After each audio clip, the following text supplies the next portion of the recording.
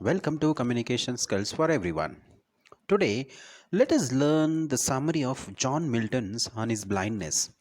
So, this poem, autobiographical sonnet, right? In this sonnet, the poet expresses his feelings as a blind person, so his emotions as a blind person. The poet thinks in the beginning that he will not be able to say serve God as his sight is gone, right? His sight is gone. So as the poem develops, right, the poem continues, then he commences to believe that God wants him to keep working in spite of the fact that his job caused him to lose his sight. So at the end of the sonnet, he is assured that he is serving God like the angels who just wait for the orders of the God. So the sonnet has a number of biblical references that depicts Milton's stern belief in God. This poem is written in Petrarchian rhyme scheme. So when we look at Petrarchian rhyme scheme, uh, right, the poem first stanza. When I consider how my light is spent, ere half my days in this dark world and wide, and that one talent which is death to hide, lodged with me, useless, though my soul more bent. So, here in this particular sonnet, the particular stanza, the poet starts the poem with when, right? The beginning, when. So, it means he introduces his idea, his thought in the very beginning. So, Milton, so he says, often thinks that half of his life or sight or intelligence. So, when there is no sight, it means maybe lose, right? That's what has been spent in serving humanity. But now he has lost his eyesight. So now he's no more. He no more can see.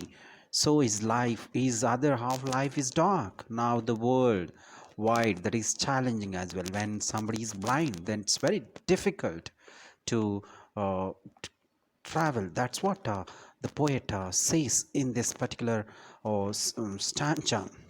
He talks about that.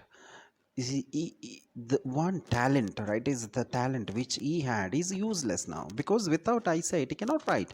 So as a writer, so now he is unable to write. Thus it is a just load from the God that has been bestowed on him. That is the responsibility. So he laments over the loss of his eyesight and wonders that this talent means for him now, as without eyesight he cannot use it. So when we move to the second stanza, to serve he with my maker and present my true account, lest he returning chide both doth God exact day labor light denied. I fondly ask, but patience to prevent. So in this stanza, he lament of poet. It's the lament turns into desire and wonder. So he says at one point of time that he desired to serve his maker, right? Your maker, the God. But because of his blindness, he cannot do so. So he wanna serve him, but he cannot because of blindness. He wonders if God still wants to serve him in spite of the fact that his sight is gone. So the poet here also argues that this foolish thought often haunts him. So this particular thought maybe always haunts him in doing certain things. So now let us move to the third stanza that murmurs, soon replies, God doth not need if the man's work or his own gifts who best bear his mild oak, they serve him best. His state is kingly, thousands at his bidding speed. So this stanza, poet argues, when such foolish thoughts come into his mind, the patience at once comes to respond that the work of man doesn't please God, but the best bears mild yoke, that is the one who remains patient and content with what he has is most liked by him.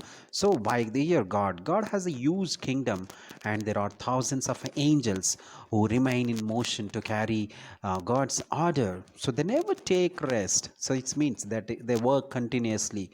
So the poet also compares with those who have the talent and use it to serve God. So here, a writer may not be able to write, but says, and the last couplet we can say that, and poets who land and ocean without rest, they also serve who only stand and wait.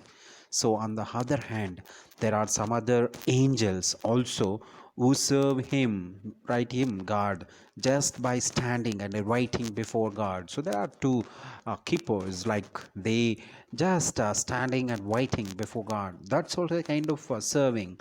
So the poet says their service is equally valuable to God as that of the first category of angels. Maybe that's two, but one is standing and one is waiting, but both are almost they are serving the God. The poet here also compares himself with the later angels who just keep patience. So in the end, the poet is quite satisfied as he also serving God just by keeping patience. Keep having patience is also an important aspect to be considered. That's what it says. Yeah, this is about Honey's Blindness by John Milton. Thank you for watching. Subscribe Communication Skills for Everyone for more academic and educational videos.